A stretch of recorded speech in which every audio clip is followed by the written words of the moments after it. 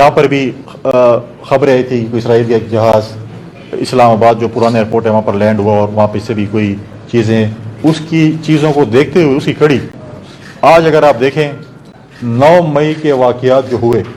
اور 9 مئی کے واقعات کے بعد جو کریک ڈاؤن شروع ہوا اور جس طریقے سے پاکستان کو نقصان ہوا، پاکستان میں جس طریقے سے توڑ پھوڑ کی گئی اور خاص کر جو ہے ہمارے تاریخی تنصیبات، چاہے وہ ملٹری تنصیبات ہو، چاہے وہ GHQ ہے، چاہے وہ اگر اپنی حوالے میں دیکھیں ہمارے ایک تاریخی وہاں پر جہاز کھڑا ہے، چاہے آپ لاہور کے جو ہے وہ آپ کور کمانڈر یا جناح ہاؤس کو دیکھیں، چاہے آپ خیبر پختونخوا میں جو ہے ریڈ اسٹیشن کو دیکھیں پشاور میں، چاہے وہ ہمارے جو ہے وہ اس میں چکدرہ میں جو ہے جس طریقے سے جو ہے قلعے پہ ہوا، اسکول پہ ہوا، وہاں پر جو ہے کینٹ میں ہوا، اور کرنل شیر خان کے جو آپ جو جس طریقے سے مجزے دیکھیں، ان لوگوں نے، ان لوگوں کی فیملیز جو ہمارے شہداء ہیں ان کی فیملیز فخر سے بات کرتی ہیں کہ ہمارے نوجوانوں نے، ہمارے گھر کے فرد نے پاکستان کی خاطر جو ہے قربانی دی اور وہ شہید ہوئے ہیں۔ اور آج جو ہمارے نوجوان اس وقت ہمارے بارڈرز کو کنٹرول کر رہے ہیں، آج جو ہمارے نوجوان جو اس وقت چوکیوں پہ کھڑے ہیں، پاکستان کی حفاظت کے لیے کھڑے ہیں، آج جب ان کو پاکستان سے 9 مئی کے واقعات کا میسج جاتا ہے تو وہ کیا محسوس کرتے ہوں گے کہ پاکستان کے سیاستدان خدا نخواستہ یا پاکستان کے لوگ ہم ان کے لیے کیا کر رہے ہیں پاکستان کے لیے، اور یہ ہمارے ساتھ کیا کر رہے ہیں۔ آج اگر ہم یا کل ہم جو خدا ہم شہید ہوں گے اس وطن کے لیے، تو کیا ہمارے ساتھ بھی یہ، ہمارے مجسموں کے ساتھ بھی، یا ہمارے جو وہاں پر جو ہمارے لیے اچھے الفاظ کے بعد ہمارے لیے یہ کام ہوگا؟ یہ چیزیں جو ہے 9 مئی کے واقعات جتنی بھی اس کی مذمت کی جائے کم ہے۔ اور ہم اب بھی کہتے ہیں، آپ کی میڈیا سے سوال ہوتے ہیں، آپ کی میڈیا سے سوال ہوتے ہیں کہ 9 مئی کے واقعات میں جو لوگ ملوث ہیں ان کے ساتھ کیا ہوا؟ بالکل آپ کا سوال ہمیشہ جائز رہتا ہے کہ 9 مئی کے واقعات میں جو لوگ ملوث ہیں، حکومت پاکستان، میں سمجھتا ہوں اس کے اوپر سپیڈ ایکشن ہونا چاہیے، کیونکہ آج تک جو ہے جب تک اس ملک میں سزا جزا نہیں ہوگی اس ملک میں ایسے واقعات ہوں گے۔ جب اس ملک میں سزا جزا کا کلچر نافذ ہوگا پھر 9 مئی کے واقعات جو ہیں وہ اس قسم کے واقعات کوئی نہیں کہہ سکے گا۔ لیکن اگر آپ ہر کسی کو اسی طریقے سے سزا جزا سے نہ کریں اور گزاریں تو پھر یہ چیزیں جو ہیں وہ جو ہے اسی طریقے سے چلتی رہے گی۔ پچھلے دنوں آپ نے دیکھا ہوگا کہ قرآن مجید کی جو بے حرمتی کے واقعہ پیش آیا، جس طریقے سے سویڈن میں، اس پہ پاکستان کے فورن منسٹر اور چیئرمین پاکستان پیپلز پارٹی بلاول بھٹو زرداری صاحب نے جس طریقے سے اس کو اٹھایا as a foreign minister, as a party chairman, اقوام متحدہ میں بھی اس چیز کو اجاگر کیا۔ پاکستان کے ہر شہری اور ہر مسلمان کا میں سمجھتا ہوں کہ یہ ایک ایشو تھا، ایک وہ تھا جس کو جو ہے پاکستان پیپلز پارٹی کے چیئرمین نے اس ایشو کو جو ہے آگے جو ہے اس کو اب ان کی آواز جو ہے وہ اقوام متحدہ میں جو ہے وہ پیش کی۔ لہٰذا جس طریقے سے میں آج بھی پاکستان پیپلز پارٹی کا ہر ورکر، ہر لیڈر، پاکستان کے جو ہے میں سمجھتا ہوں کہ ہر شہری جس طریقے سے ان کا جو ہے وہ فلسطین کی عوام کے ساتھ، فلسطین کے لوگوں کے ساتھ جس طریقے سے ہمدردی ہے، ان کے اس کے کاز کے لیے کھڑے ہیں۔ اگر آپ فلسطین کی بات کریں اور کشمیر کی بات نہ کریں تو یہ بھی مناسب نہیں ہوگا۔ جس طرح فلسطین کا ایشو چل رہا ہے، اس طرح کشمیر کے بھائیوں اور بہنوں کے ساتھ جو مقبوضہ کشمیر میں ظلم ہو رہا ہے اس کو بھی ہمیشہ پاکستان پیپلز پارٹی نے، اس کے چیئرمین نے ایز اے فورن منسٹر ان کی آواز ہر فورم پہ اٹھائی۔ اور ریسنٹلی آپ نے دیکھا کہ جب انڈیا میں مقبوضہ کشمیر میں کانفرنس بلائی تو پاکستان پیپلز پارٹی کے چیئرمین اور ہمارے فورن منسٹر کشمیر کی سرزمین پہ کھڑے ہو کر انہوں نے کشمیریوں کی آواز جو ہے باقی جماعتوں کے ساتھ مل کر جو ہے دنیا کو پہنچائی۔ اور اس میں آپ دیکھا ہوگا کہ کشمیر میں جب کانفرنس جو ہے ہوئی، انڈیا نے جب ہوسٹ کیا، اس میں مختلف ممالک نے آنے سے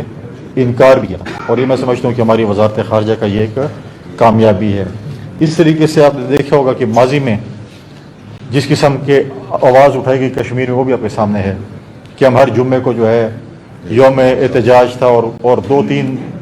جمعے شاید میں بھی مجھے یاد ہوں گے اور آپ کو یاد ہوں، اس کے بعد جمعہ ہی نہیں آیا، اس کے بعد پتہ نہیں ان کے کیلنڈر سے جمعہ ہی ختم ہو گیا تھا، اور انہوں نے جو ہے خاموشی اختیار کی، اور مجرمانہ خاموشی جو ہے وہ بہت سے سوالات کو جنم دیتی تھی۔ اور آپ کے سامنے بھی تھا کہ جس طریقے سے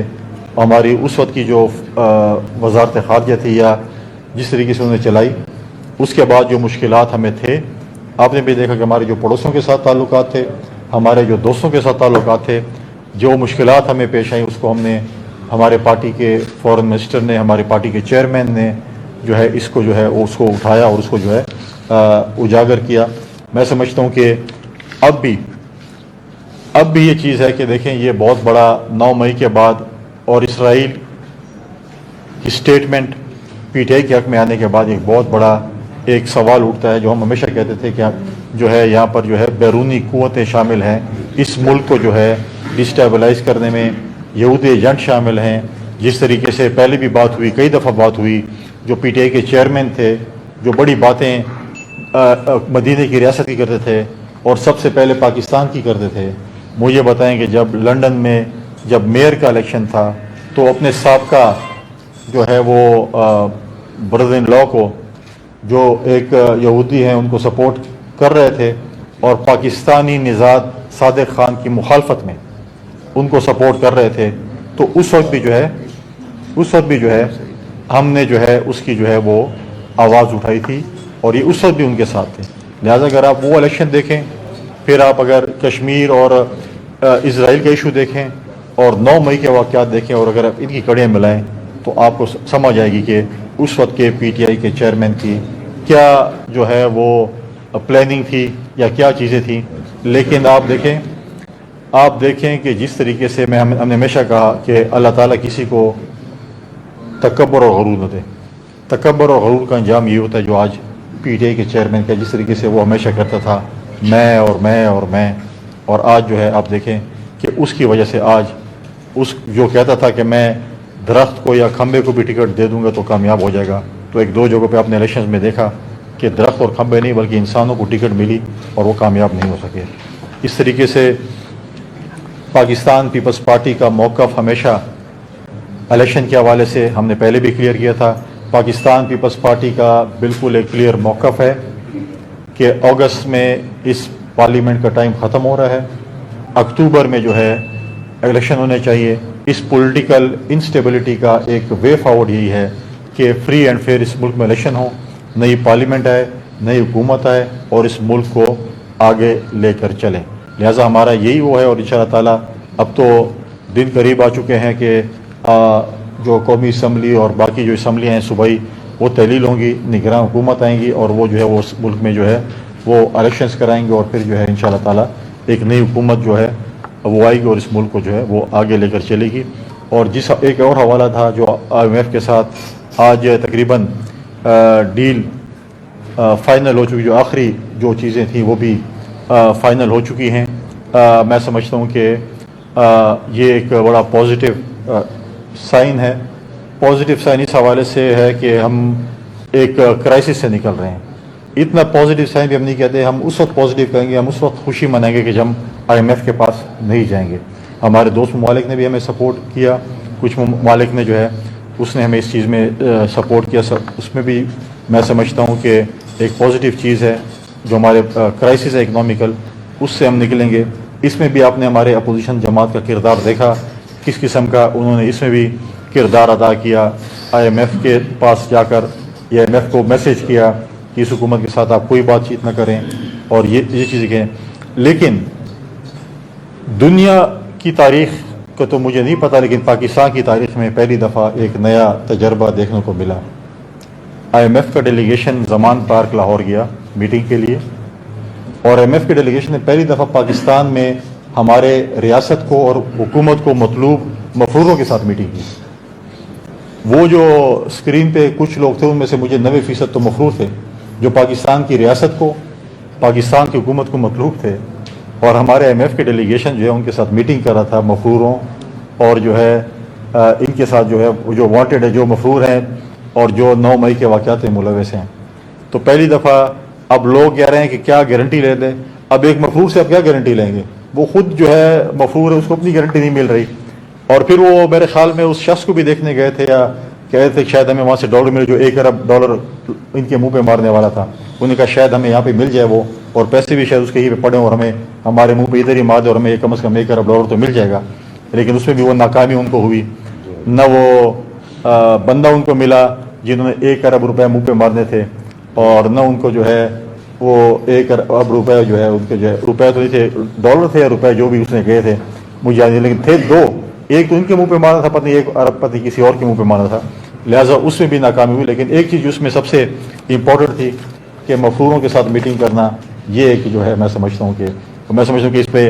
انٹیریئر منسٹری کو بھی ایکشن لینا چاہیے، ہماری FIA کو بھی ایکشن لینا چاہیے، اور ہمارے جو FIA میں سائبر کرائم ونگ ہے ان کو بھی ایکشن لینا چاہیے کہ آپ کو جو لوگ مطلوب ہیں وہ بیٹھے ہوئے ہیں اسکائپ پہ یا زوم پہ، تو آپ اس کو لوکیشن بھی ٹریس کرتے ہیں۔ اگر آپ واقعی ان کو گرفتار کرنا چاہتے ہیں تو پھر تو میں سمجھتا ہوں کہ FIA کو ایکشن لے کے ان کی لوکیشن کا پتہ چل جانا چاہیے۔ اتنی بھی میں سمجھتا ہوں کہ کمزوری نہیں دکھانی چاہیے، یہ چیزیں تو ٹریس ہو جاتی ہیں، اور ہمیں اعتماد ہے اپنی ایجنسیوں پہ، اپنی FIA پہ کہ وہ ڈیفینیٹلی جو ہے وہ جگہ ٹریس کریں گی، اور جو لوگ اکراس دی بورڈ جو لوگ بھی 9 مئی کے واقعات میں ملوث ہیں ان کی جو ہے وہ میں سمجھتا ہوں کہ کوئی سپورٹ، کوئی بھی جو ہے ان کے لیے ہمدردی کسی پاکستانی شہری کی نہیں ہو سکتی، کیونکہ یہ چیزیں جو انہوں نے کی ہیں یہ پاکستان کی تاریخ میں ہم ملک دشمن نہیں کر سکے جو انہوں نے کی ہے۔ اور آخر میں اپنی منسٹری کے حوالے سے بینزیم سپورٹ پروگرام جو کہ ہماری پچھلے دنوں بھی میں نے اس پہ بڑی تفصیلاً ایک پریس کانفرنس کی تھی، ہم نے پائلٹ پروجیکٹ شروع کر لیا ہے جس پہ ہم 7 ڈسٹرکٹس میں جو ہیں 4 بینکس ابھی جو ہے ہمارے جو ہے وہ